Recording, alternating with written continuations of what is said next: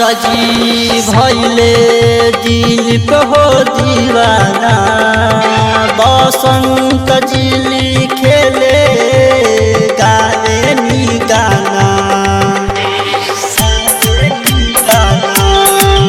रविंदर जी भैले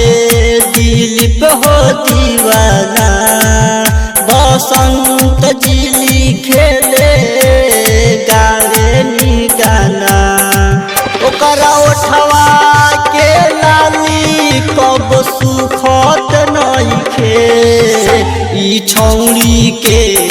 आदत ठीक लागत नइखे ई छौरी के आदत ठीक लागत नइखे ई छौरी के आदत ठीक लागत नइखे दिन दिन भर रहेले बहरी घरे आवत नइखे